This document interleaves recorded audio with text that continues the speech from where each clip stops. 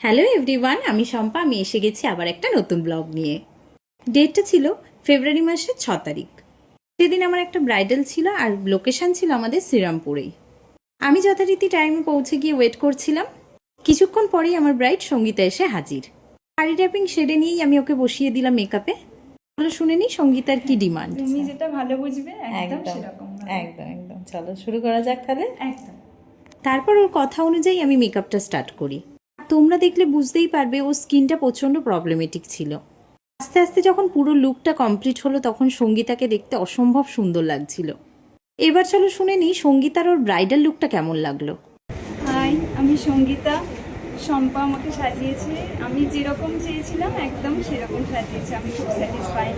সব পছন্দ হয়েছে তো? একদম। Thank you Sangeeta. একটু চোখটা বন্ধ কর, চোখটা রাউন্ড কর।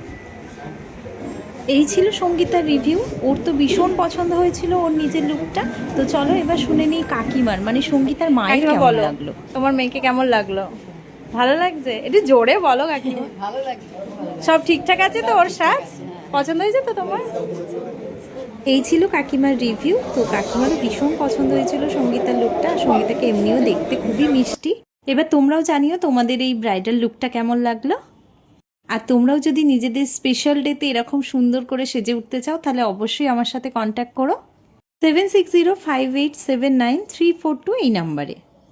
তোমরা যে কোনো মেকওভারের জন্যই আমার সাথে কন্ট্যাক্ট করতে পারো। আজ এই পর্যন্তই, দেখা হচ্ছে আবার নতুন কোনো ব্লগে। সকলে ভালো থেকো, টাটা।